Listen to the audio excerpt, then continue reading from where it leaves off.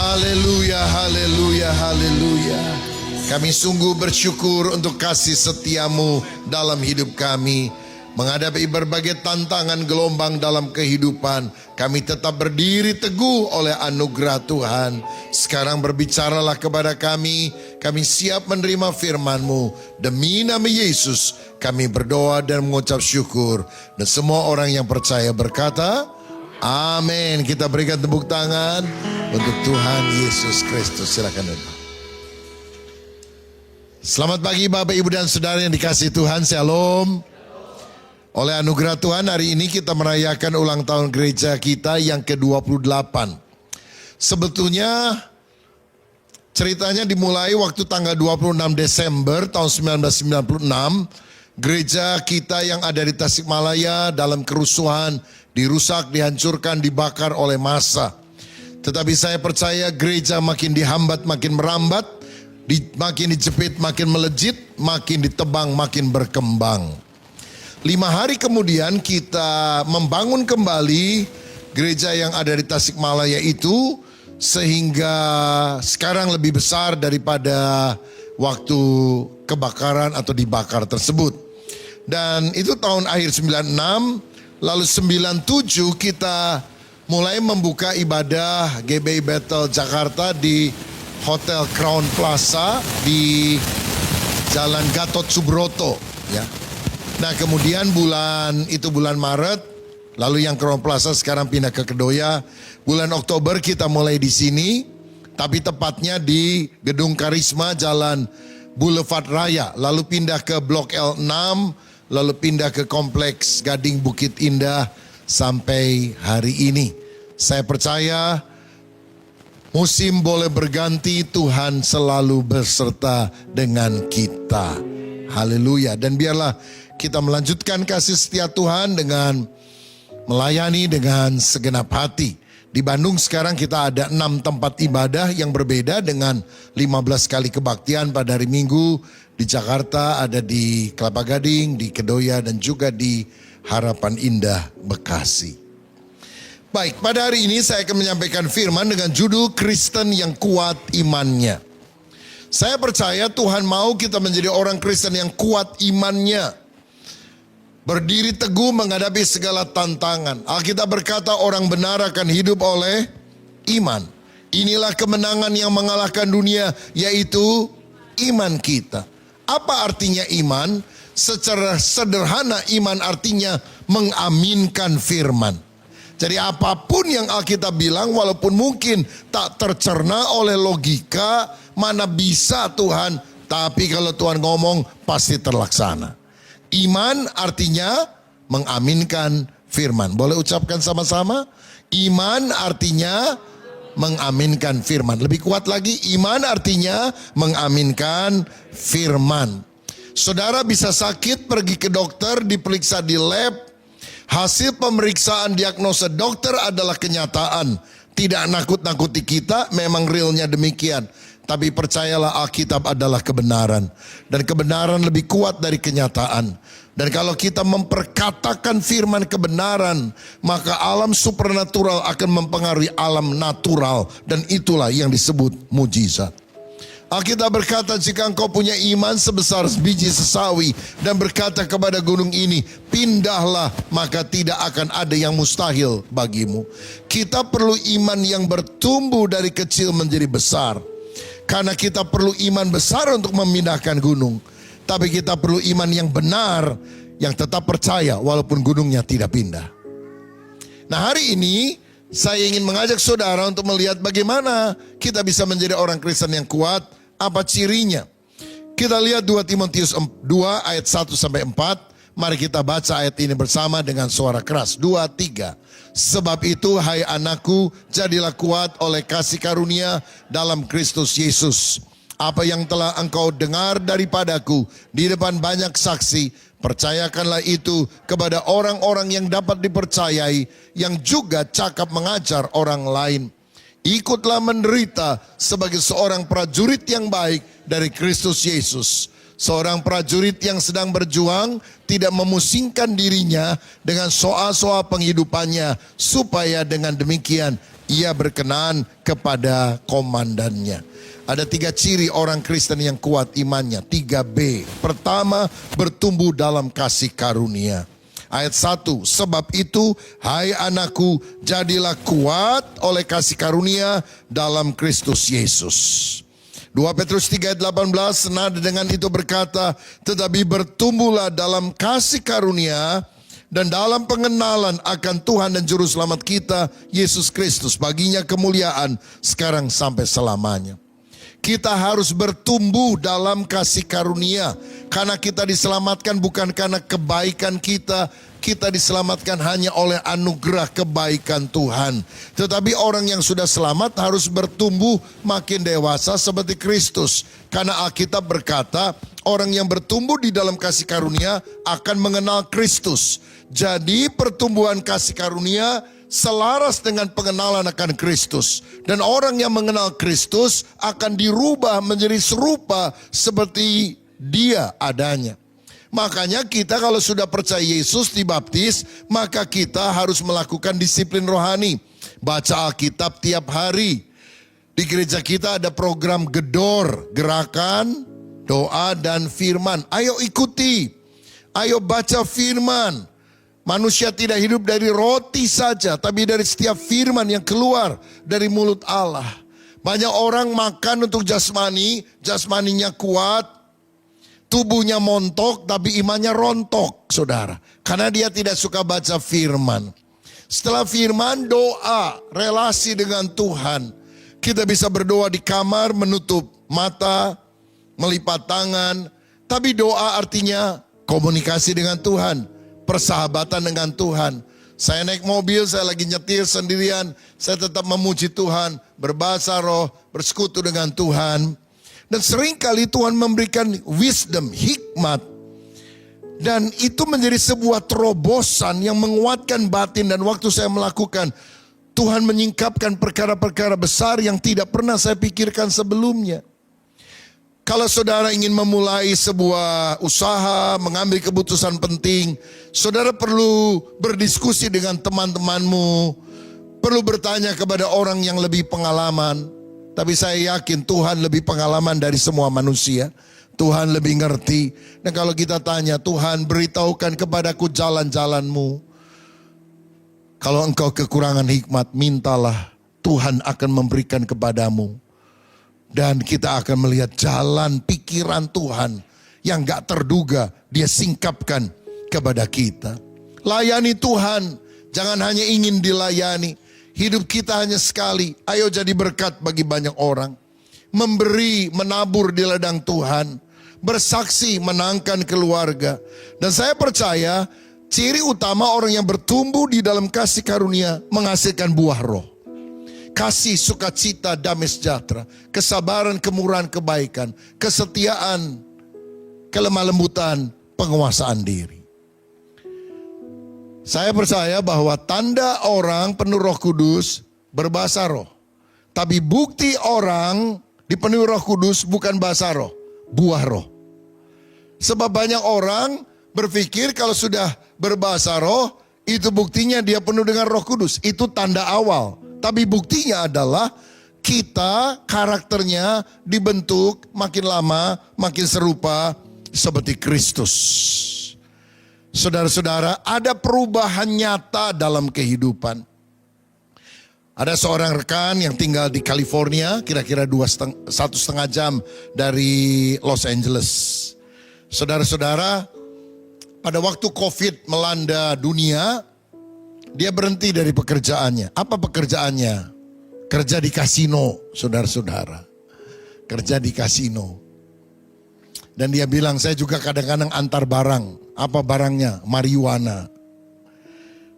Saudara, pada waktu COVID melanda dunia, kasino tutup, dia nggak bisa ngerjain apa-apa. Bingung. Nah, waktu itu kan ada anjuran untuk divaksin. Lalu kemudian mulai berpikir, karena dia juga orang Kristen walaupun waktu itu jarang ke gereja.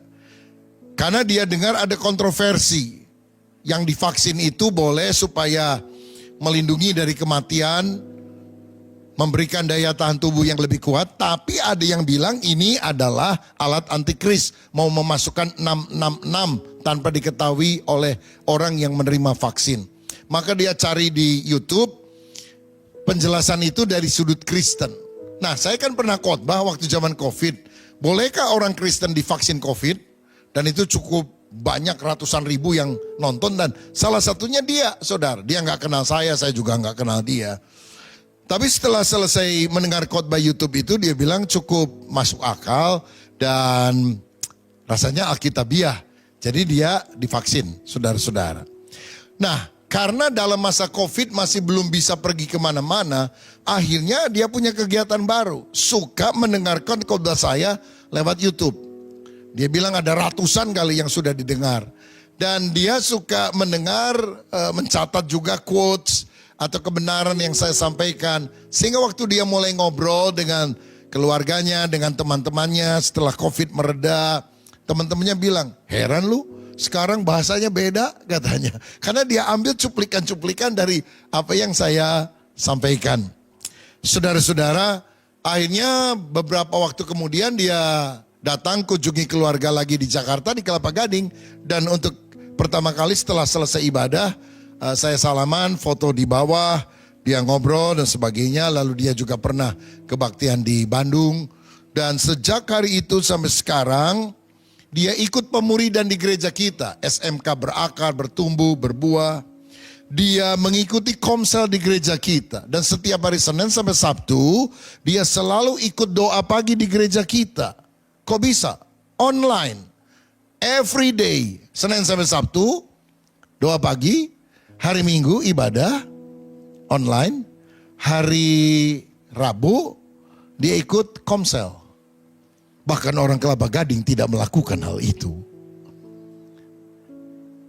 Dan saya melihat orang yang terus bertumbuh di dalam firman, yang ditaburi dengan benih firman, imannya akan bertumbuh.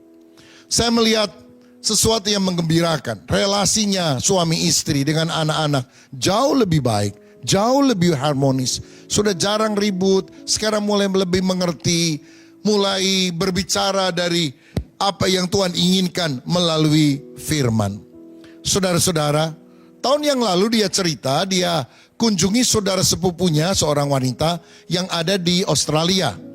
Dan kemudian waktu dia sampai di sana, dia WA saya, waduh ini sepupu saya lagi ribut besar sama suami, rame terus mau cerai dan sebagainya. Gimana ya? Saya kasih beberapa masukan, dia mulai bersaksi dan sebagainya. Dan kemudian dia teks saya lagi berapa waktu kemudian, Pak ada kenalan gak hamba Tuhan di sini yang bisa menuntun di dalam kebenaran firman Tuhan. Saya hubungi seorang rekan hamba Tuhan dan kemudian saya mulai beritahu dia supaya dia datang ke gereja dengan alamat tersebut. Saudara-saudara, dan dia mulai bawa ke gereja. Akhir Agustus yang lalu saya khotbah di gereja di Sydney tersebut. Dan untuk kali pertama saya berjumpa dengan sepupunya yang perempuan ini. Pak, kenalkan saya ini. Dan ini suami saya. Wah, puji Tuhan. Karena saya dengar waktu yang lalu ribut terus mau cerai. Sekarang suaminya ke gereja. Dan pendetanya berkata, puji Tuhan sekarang tiap minggu mereka ke gereja bareng-bareng. Dan mereka ikut kelas pemuridan di gereja kita. Saya melihat kehausan rohani makin bertumbuh. Dan mereka mau melayani Tuhan. Saya bersyukur. Gak jadi cerai. Tapi sekarang sama-sama melayani Tuhan. Bagi Tuhan tidak ada yang mustahil. Bisa bayangkan saudara, dari seorang yang kerja di kasino, mengantar marijuana, hidup tidak kenal Tuhan, tidak takut akan Tuhan, diubahkan. Keluarga yang berantem jadi harmonis. Anak-anaknya hidup takut akan Tuhan. Dan dia menginjili saudara-saudaranya. Akhir bulan lalu, 2 minggu yang lalu saya khotbah di Los Angeles. Dan saya lihat dia datang bersama dengan istri dan ada satu saudaranya. Sebetulnya saya pernah ingat dia itu pernah cerita soal saudaranya komplain lah. Biasanya kadang-kadang sama saudara istri ini saudara. Waduh suka ribut dan sebagainya. Kok diajak ke gereja nih sekarang? Dan setelah itu dia bilang, iya Pak, saya dulu suka ribut-ribut. Tapi sekarang udahlah, saya mau mengampuni, saya mau bantu dia. Dan karena itu dia yang gak pernah ke gereja. Pada waktu saya khotbah diajak dia datang ke gereja. Ada perubahan yang nyata. Karena bagi Kristus tidak ada yang mustahil. Dan saya berdoa supaya kita juga mengalami perubahan. Ini celaka nih kalau kita ya bertahun-tahun ke gereja hidupnya gak berubah. Mulutnya masih kasar. Suka menyakiti orang lain. Imannya tidak sungguh-sungguh nyata. Karakternya tidak serupa seperti Yesus. Saudara, bagus kita melayani, bagus kita melakukan banyak hal, rajin ke gereja. Tapi saya percaya tanda awal orang yang penuh Roh Kudus berbahasa roh. Tapi bukti nyata orang yang penuh Roh Kudus, buah roh nampak dalam hidupnya. Itulah pertumbuhan di dalam kasih karunia. Bukan karena kita yang mengusahakan, tetapi karena anugerah Tuhan di dalam kehidupan kita. Ciri kedua dari orang Kristen yang kuat imannya, pertama bertumbuh dalam kasih karunia, ada perubahan hidup, karakter. Yang kedua berbagi kabar baik. Lihat ayat 2. Apa yang telah engkau dengar daripadaku di depan banyak saksi. Jadi Paulus ngomong begini kepada Timotius. Apa yang kamu dengar daripadaku di depan banyak saksi, hai Timotius, percayakanlah itu kepada orang-orang yang dapat dipercayai. Aku beritakan Injil kepadamu Timotius. Jangan berhenti di kamu. Kamu harus memberitakan Injil kepada orang yang kamu dapat percayai. Jadi ada orang ketiga. Lalu dikatakan yang juga cakap mengajar orang lain. Jadi Timotius punya murid. Muridnya ini harus cakap juga mengajarkan orang lain. Inilah 4 generasi iman. Paulus kepada Timotius, Timotius kepada murid Timotius, dan muridnya dan Timotius kepada muridnya Timotius lagi. Saudara-saudara, saya percaya bahwa kekristenan bisa punah kalau dalam satu generasi kita tidak melanjutkan berita Injil ini kepada generasi berikutnya. Tetapi kalau 4 generasi ini sama-sama kita layani, dari Paulus kepada Timotius, dari Timotius kepada muridnya Timotius, dari muridnya Timotius kepada muridnya murid Timotius, maka generasi iman akan berlangsung dari zaman ke zaman. Inilah yang kita harus lakukan di dalam kehidupan. Di gereja kita ada pemuridan SMK. Level berakar, bertumbuh, berbuah tetap. Saya lihat ada banyak orang mengikutinya, tapi sebetulnya saya kurang puas, saudara. Karena tujuan SMK dilakukan itu bukan untuk menghabiskan bahan. Kalau saudara ikut habis SMK level 1, engkau udah selesai. Sambil saudara mengikuti SMK level 2, saudara jadi asisten, mentor bagi orang yang di level 1. Kalau engkau sudah masuk ke level 3, engkau jadi mentor. Jadi orang yang ada di level 1. Jadi artinya kita pernah diajar oleh orang lain dan kemudian kita menyebarkan itu kepada orang lain. Ini 2 Timotius 2 ayat 2. Paulus kepada Timotius, Timotius kepada murid Timotius, murid Timotius kepada muridnya murid Timotius. Baru ini bisa berjalan dengan lancar. Berbagi kabar baik, regenerasi rohani, meneruskan rantai iman, bukan cuma pengajaran doktrin, tapi pengalaman rohani dan terutama keteladanan. Karena discipleship itu bukan soal menghabiskan bahan, tetapi belajar menjadi seperti gurunya. Dan guru agung kita adalah Tuhan Yesus. Kenapa 4 generasi iman ini sangat penting? Karena rancangan Allah terlalu besar hanya untuk bisa diselesaikan dalam sebuah generasi. Makanya Alkitab berkata Allah kita itu disebut dengan panggilan Allah Abraham, Allah Ishak, Allah Yakub. Dan kemudian janji Allah kepada Abraham, keturunannya banyak seperti bintang di langit, pasir di tepi laut, baru bisa diwujudkan secara lebih konkret pada zaman Yusuf, anaknya Yakub, yang membawa orang-orang keluarganya ke Mesir dan di sana mereka berkembang biak secara luar biasa. Saya percaya kalau Tuhan mau melakukan sesuatu, Dia cari satu orang, Dia bentuk keluarganya untuk berdampak luas. Pelayanan kita harus dimulai dari keluarga. Kita harus memenangkan keluarga. Sebab kita gampang menginjili orang yang di luar yang gak tahu siapa kita. Tapi sulit untuk kita memenangkan keluarga. Itu paling berat, saudara-saudara. Karena apa? Mereka tahu modalnya. Karena kita ada di keluarga setiap hari. Di gereja kita bisa haleluya, puji Tuhan, khotbah sana sini, pelayanan sana sini. Di rumah kekristenan kita diuji. Dan Tuhan mau kita menjadi orang yang otentik di gereja, di rumah sama saja. Kita tidak pakai topeng. Kadang-kadang di gereja haleluya, puji Tuhan. Kalau ke rumah maki pembantu pakai kata anjing dan sebagainya. Gak cocok jadi pelayan Tuhan. Kita harus dimurnikan oleh Tuhan. Mulai dari keluarga. Lihat bagaimana Allah memulai sebuah dunia yang baru yang telah dicemarkan oleh dosa.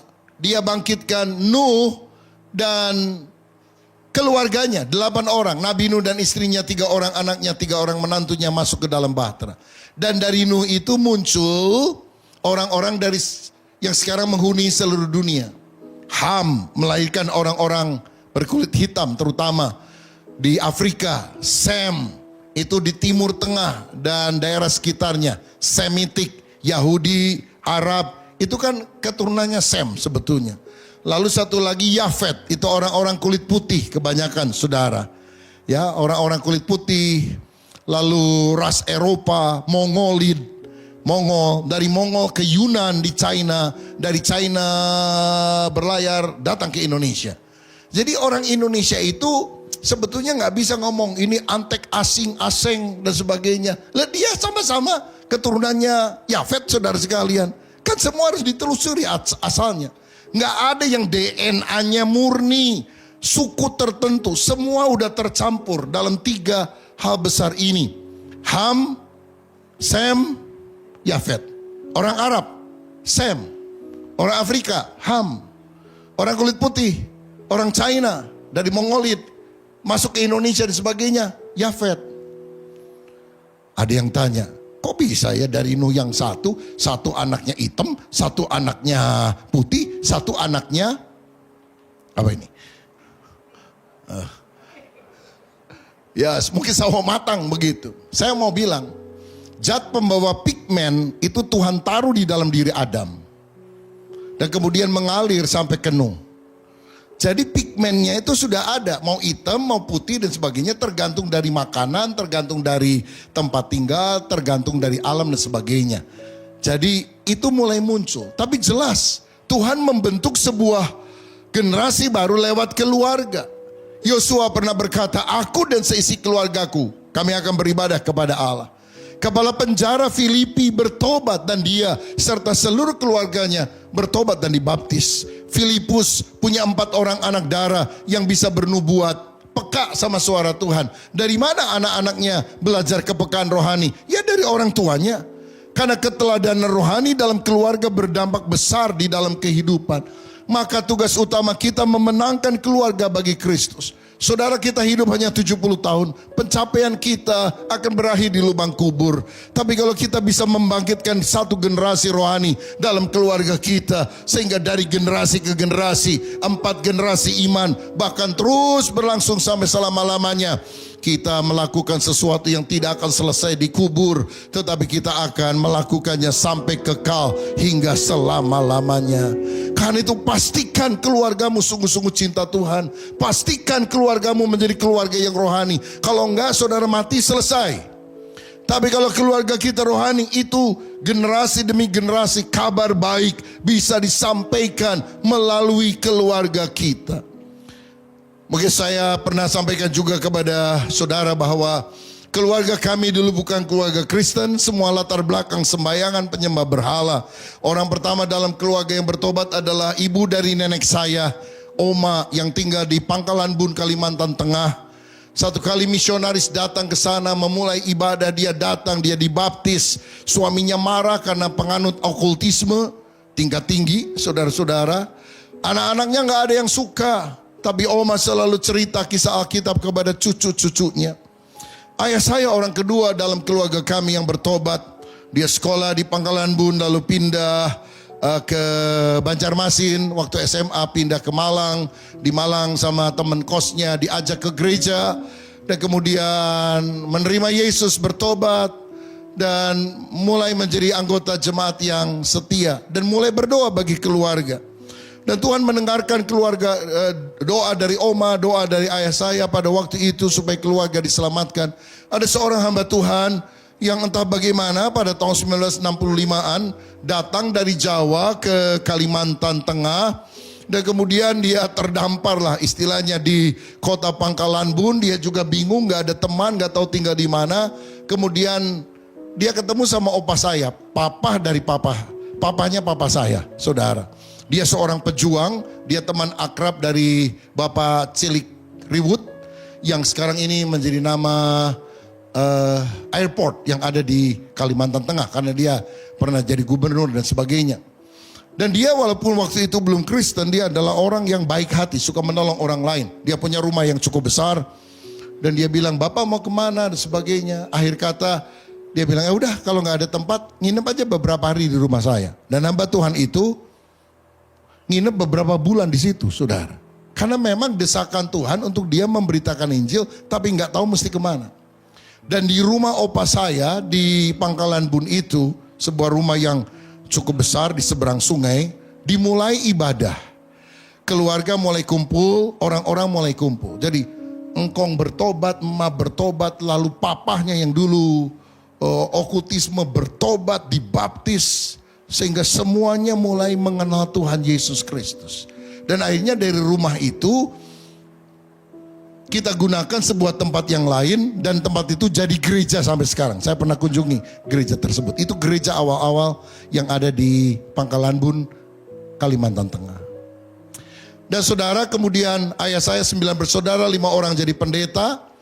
Kemudian Tuhan memanggil saya menjadi hamba Tuhan lagi. Ini generasi yang berikutnya. Walaupun saudara mungkin pernah dengar, saya nggak pernah punya kepikiran, nggak mau jadi pendeta juga. Istri saya anak pengusaha juga nggak mau. Waktu mau pacaran dia udah bilang, "Kamu mau jadi pendeta nggak?" Karena papa saya pendeta. "Kalau kamu mau jadi pendeta, kita nggak jadi pacaran." Saya bilang, "Siapa yang mau jadi pendeta?" Tapi memang harus panggilan Tuhan. Panggilan Tuhan, akhirnya kita masuk sekolah teologia, diwisuda sama-sama, menikah, melayani. Lalu anak saya tiga-tiganya sekolah di UTS, Sydney. Lalu yang paling besar udah ngomong berkali-kali, saya tidak mau kembali ke Indonesia. Saya mau tinggal di Australia, dia punya tempat tinggal di sana, pekerjaan juga bagus. Tapi dia sudah permanent residence. Gak ada kepikiran mau balik ke Indonesia. Tiba-tiba dia telepon saya pada satu hari setelah sekian tahun di sana. "Pi, kok saya rasanya Tuhan itu baik banget buat saya. Semua apa yang saya rindukan, semuanya Tuhan sediakan. Apa yang saya doakan terkabul. Tuhan kalau memberkati pasti ada maksud. Saya harus memberitakan kabar baik." Mungkin saya dipanggil jadi hamba Tuhan. Saya bilang, "Cek dulu 6 bulan, jangan terburu-buru. Melayani jemaat itu gak gampang," saya bilang. Anak saya yang kedua, Jovita, yang di sini dulu kerja di Ernst & Young, sebuah perusahaan keuangan internasional. Lalu setelah melayani, saya tanya, "Gimana Job? Bedanya antara kerja sekuler sama kerja di gereja?" "Wah, kalau kerja di sekuler capek badan. Kalau kerja di gereja capek hati," katanya. Saudara, anaknya saya pertama, dia bilang saya dipanggil Tuhan. Saya bilang, "Cek dulu 6 bulan, harus Tuhan yang panggil. Bukan papi, mami, bukan siapapun, karena ini panggilan yang mulia. Harus dari Tuhan." 6 bulan kemudian dia bilang, "Saya yakin ada 3 hamba Tuhan yang berbeda yang dia gak kenal. Memberikan nubuatan yang sama bahwa dia harus masuk di dalam pelayanan sepenuh waktu." Saya bilang, "Bagus kalau gitu, sekolah teologi dulu. Harus ada bekalnya." "Ya udah yang gampang aja Pi, di sini ada yang bisa." "Enggak, saya sekolahkan di sekolah yang paling sulit lulusnya di Singapura. Trinity Theological College," saudara. Jadi dosen-dosen dari Saat, Eporus HKBP sekolahnya di situ. Saya bilang, "Kamu masuk sana." Apa nggak salah, Pi? Enggak. Ya, kamu kan dari dulu Pentakosta, kamu mesti belajar dari angle lain. Supaya kamu punya pikiran yang luas. Dia lulus di sana, dia ambil doktornya di Indonesia, sekarang melayani. Saya bersyukur pada tahun yang sama, Jessica, Jovita, dua-duanya doktor. Doktor teologi, satu doktor pendidikan Kristen. Saudara-saudara, mulai dari keluarga. Dan kita harus tanamkan takut akan Tuhan, melayani Tuhan. Gak tiap orang harus terpanggil jadi pendeta, tapi tiap orang harus jadi pelita. Sekarang dia dan beberapa orang sepuh punya terpanggil jadi hamba Tuhan. Dan dalam keluarga kami, kadang-kadang kita ada reuni besar, mungkin 2-3 tahun sekali. Bisa 100 orang kumpul. Kami menghitung kira-kira ya, dari keluarga kami yang jadi hamba Tuhan. Yang sudah kita menangkan dan dibaptis melalui pelayanan kami, keluarga dan tim tentunya. Lebih dari 10.000 orang dibaptis selam menerima Yesus sebagai Tuhan dan Juru Selamat. Saya tidak ngomong gini untuk membanggakan diri. Karena orang pertama yang bertobat seorang nenek tua yang buta huruf. Maksud saya kalau nenek tua yang buta huruf bisa dipakai membawa perubahan di dalam keluarga. Saudara juga bisa. Rindukan keluargamu, muncul orang-orang yang takut akan Tuhan. Membaptis 10.000 orang itu gak mudah, saudara. Tapi saya mau bilang, pelayanan harus dimulai dari keluarga. Sekarang pembicara hebat banyak. Orang teorinya luar biasa banyak. Saya mau lihat keluarganya. Apakah dalam keluarganya tumbuh orang-orang yang bisa melayani. Gak ada keluarga yang sempurna. Kadang-kadang kita masih bisa ribut. Kadang-kadang kita bisa melakukan kesalahan. Tapi di tengah kekurangan kita mau hidup takut akan Tuhan. Sampai akhir hayatku, aku ingin belajar menyukakan hatimu. 2 minggu yang lalu saya terbang ke Bali. Melakukan pemberkatan nikah untuk anak seorang hamba Tuhan dari Balikpapan. Tapi nikahnya anaknya di Bali. Dan dia masih keluarga, saudara sekalian. Karena itu saya datang.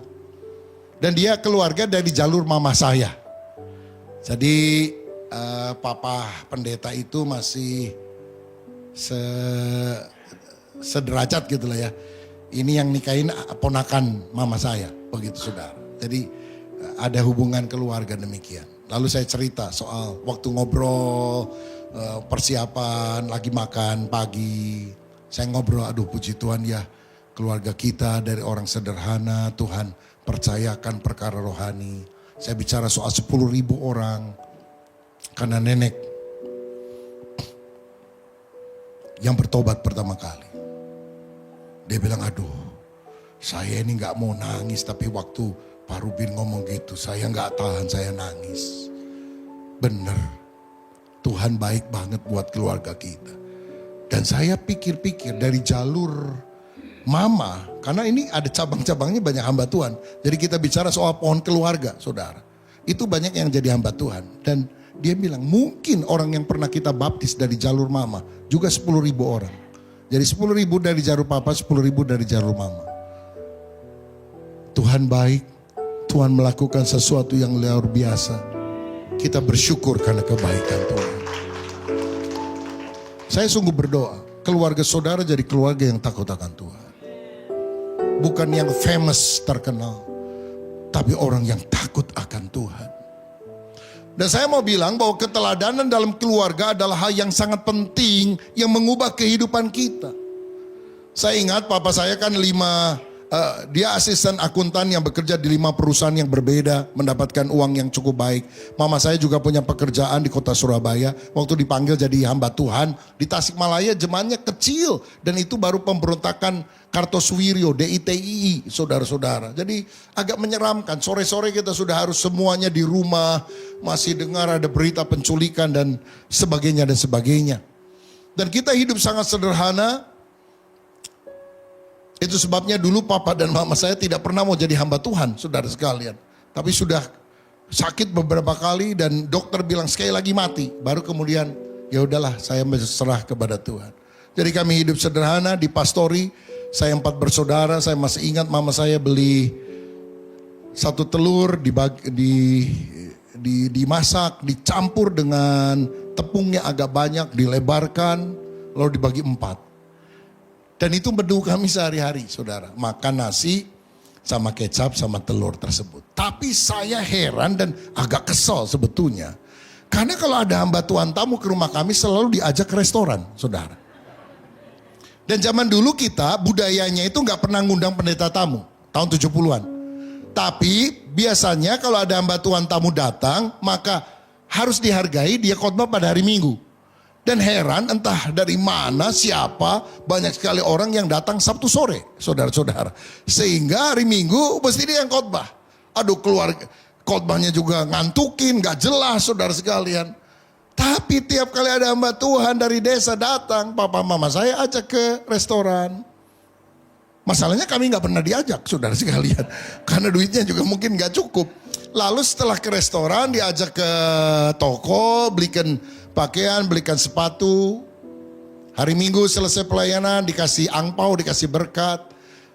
Dan karena saya melihat hal itu, saya kesel juga. Saya bilang, Pak, kita makan di restoran jarang, itu orang gak kenal. Saya gak kenal, maksudnya kita gak kenal. Oh, ditraktir, dikasih uang lagi. Datang lagi nanti bulan depan. Bener, datang lagi saudara, datang lagi. Papa saya berusaha jelaskan, saya gak ngerti, saya masih kecil. 2-3 kali dia jelaskan, 1 kali dia agak marah. Dia bilang, Rubin kamu tahu gak, menjamu hamba Tuhan sama dengan menjamu malaikat Tuhan. Dan Tuhan yang akan memberikan berkat. Dan papa mama menabur dan kamu yang akan menuai berkatnya. Apa yang aku lakukan kamu gak ngerti sekarang. Tapi kamu kelak akan mengerti. Saya bilang memang banyak alasan. Tapi hari ini saya sadar. Jalan-jalan yang terbuka. Pertama karena kasih karunia Tuhan. Tapi karena ada taburan orang tua. Siapa yang menabur dengan mencucurkan air mata, dia akan menuai dengan bersorak-sorai. Saudara, 2005 saya pindah ke Bandung, merintis. Jemaat perintasan sudah ada, tapi saya mulai pindah ke sana dan mulai sejak itu mengalami terobosan sampai hari ini. Dan saya mau katakan, kita ngurus izin gereja keluar di Mekarwangi. Bisa ibadah ribuan orang sekali kebaktian, dipakai 5 kali kebaktian hari Minggu. Kita ngurus izin gereja lagi di Sumarekon, keluar izin gerejanya. Satu-satunya gereja yang punya izin di Sumarekon. Pada banyak hamba Tuhan lahir di Bandung. Doa sungguh-sungguh cita Tuhan, gak dapat izin sampai sekarang. Apa karena saya lebih hebat? Tidak. Kasih karunia Tuhan. Kasih karunia Tuhan.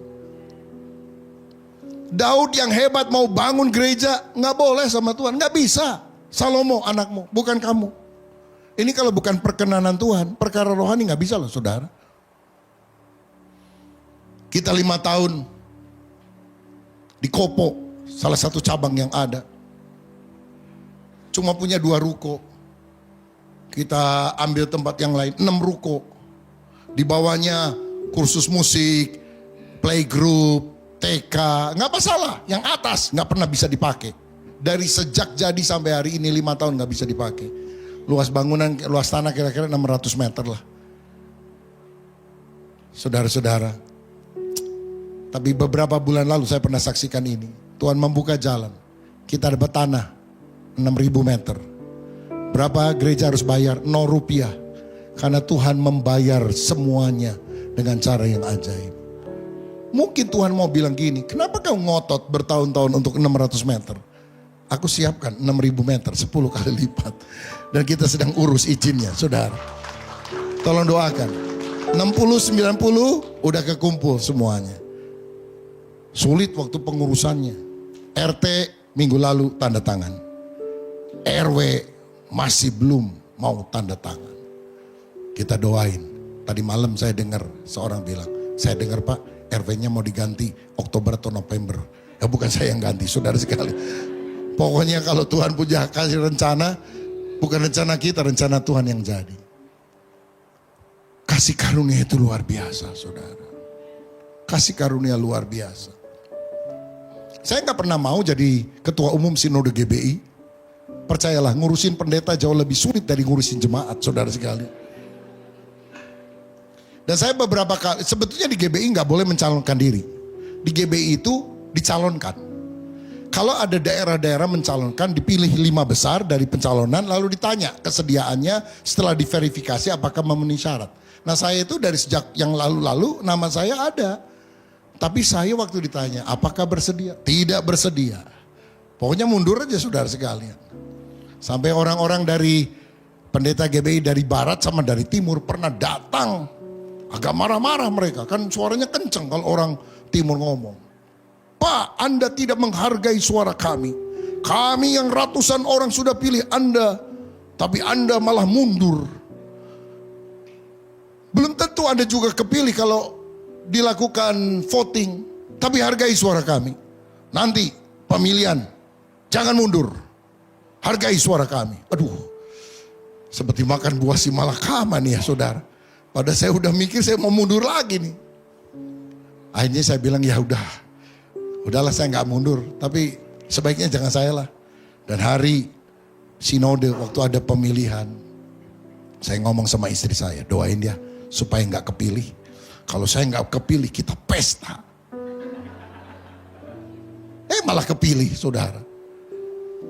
Makanya saya ngomong nih beberapa orang di GBI itu ya di gereja kadang-kadang ada yang pengen jadi ketua badan pengurus daerah DKI misalnya. Jadi ingin ketua sinode dan sebagainya. Saya siap mencalonkan diri. Saya ngomongin sama dia. GBI itu bukan partai politik. Jangan mencalonkan diri. Anda akan dicalonkan kalau orang lihat track record dan pelayananmu yang berbuah. Dari dicalonkan ada 5, nah itu baru kamu boleh bilang, saya siap. Lah sekarang belum apa-apa, saya siap. Kagak ada yang milih kan malu, saya bilang. Udah kerja yang bener aja. Tuhan memberikan kepercayaan. 1 tahun ini GBI